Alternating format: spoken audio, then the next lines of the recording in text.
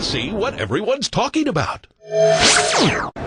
So Sheikh, why do you think people are so adamant about satisfying their flesh, their worldly desires, and they keep forgetting about the soul? There could be a number of factors. One of the factors is that many human beings simply ignore their spiritual side. In other words, they concentrate solely on their material side. And every single human being is composed of two parts, the body and the soul. And if people don't even recognize that the soul exists, and that is the perception of many atheists and many philosophers, in fact many even people of religion neglect that there's a soul inside of them. If a person is not even aware that there's a soul inside of him or her that requires its own needs, how then do you expect them to satisfy those needs? Another reason could be the fact that bodily desires, the happiness is immediate. You feel the sensation right then and there. Spiritual desires, it settles and it takes a while. But the spiritual desires, when they're satisfied, they actually give you a longer happiness and a eternal happiness and a much more fruitful happiness. In other words, when your soul is content, then even if the bodily desires are not met, you feel good. But when your soul is discontent, then even if the bodily desires are met, you still feel discontented. So these are the main two factors that people neglect the soul. Firstly, they simply, either they are not aware of it consciously, or they deny it, which I said atheists do, or subconsciously, unconsciously, they simply neglect the needs of the soul. And the other thing is that the pleasures of the body are very different than the pleasures of the soul. And so, like animals, many people simply neglect the pleasures of the soul and concentrate on the pleasures of the body. Well, Assalamu alaikum, this is Sheikh Yasir Qadhi. I'm Eddie, your host of The Deen Show. We're going to take a break. You've caught us in the middle of a very deep conversation, and I'm sure everybody, if you sit tight, you're going to be able to benefit after we come back on The Deen Show.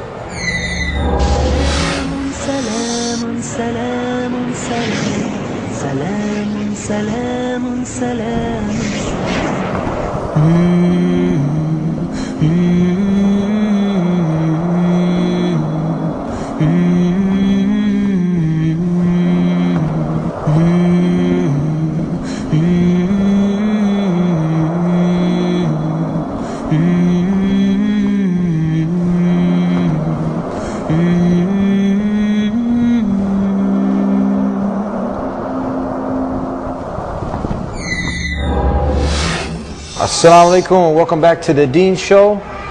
I'm Eddie, your host, and we're here with my special guest, good friend, Sheikh Yasir Qadhi. Assalamu alaikum. Wa alaikum assalam. Nice to have you once again. Am I having you or are you having me? What's going on here? I see you so often, I'm losing track. Who's on? You know what, I'm happy for that. Alhamdulillah, Yeah. alhamdulillah. My So, pleasure. people got to see a little bit about you now, read a bit about you. And remember that we have a special section on TheDeenShow.com. If you don't catch us live on the TV in Chicagoland area, you can see all of our shows at TheDeenShow.com, and Sheikh Yasir Qadhi has his own section.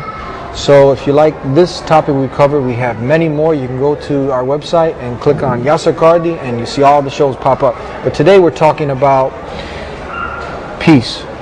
Really, when a person has billions of dollars and he commits suicide, when somebody's a celebrity and they're deteriorating in front of our face, and you see our youth, they're trying to mimic these people. What do you got to say, Sheikh? It's interesting you mentioned the millionaires and billionaires who commit suicide, because the irony is it's always the rich and famous, it's always the elite, it's always the cream of the crop who commit suicide. Have you ever heard of a person who's in a famine in Africa committing suicide? I mean, these are the people who have nothing, but they don't kill themselves because they have hope in life. You know, they're more optimistic than the rich bankers and the stockbrokers who, when the stock market crashes, they just jump out the window. Isn't that ironic? Is that the people who are the most despondent of life, they despair the easiest, are the elite of this world. Who enters the rehab? Who has drug problems? You look at the marriage and divorce rates of celebrities. It's an utter joke. Why is it then that our society looks up to them as role models? Isn't it something it causes you to think? Yeah. What type of role models are they? They're not in any way our role models in morality. in family values, in ethics, in humanity. I mean, what type of role models are they? It's something that's really amazing. Our true role model should be those who give us meaning and purpose in life. Those who fill up a spiritual void and vacuum. And these people are the people of God. These people are those who have a spiritual side of them that gives them a sense of purpose, gives them a vision, gives them, what are they here on earth for? What's the purpose of life? The people of God know this purpose, and that purpose is to come close to Him and worship Him. That's the purpose of life. As for these other people whom society has taken to be role models and leaders, they are not role models and leaders, they are entertainers. They waste your time, many times in a vain way, many times in a way that actually distracts you from God. So it's ironic that you mentioned that it is indeed the millionaires and the billionaires, it is indeed the rich and elite that have the drug problems, they have the suicide rates, they have the most issues of taking Prozac and all of these antidepressant drugs. I mean, it was estimated that 1/3 of Americans are on antidepressants. I mean, what type of lifestyle is that? When you are supposed to be, and we are the richest nation on earth, right? We are the most powerful and mighty nation on earth. Well, then why is it that such a huge percentage of our own population are on antidepressants? What is the reason? I don't think even 1/20th or 1/50th of the African continent is on antidepressant drugs, or the Asians or anybody. Why is that the case? The reason is, it's quite simple. The reason is, when we have these material possessions, and we still discover that these material possessions don't give us happiness, we lose the purpose of life. We feel hopeless. When you get to the rich and elite, when you get to the millions, when you get to the fame, when you have the fortune, and you're still not happy, you realize, what's the point of living then? Because everybody else thinks you are it, and you know you're not it. You know you don't have that happiness, so you don't have an avenue. You've climbed the ladder to the top, and you think that's the top, and you're not happy, so you think, well, I might as well then fall off. There is no more ladder for me to live on, There's no reason, there's no purpose for my life. But you see, that's not the case for the man of God, for the Muslim. And in fact, to be brutally honest, for any man of God, any person who believes in a God and has trust in Him, even if they're not Muslim, they're not suicidal.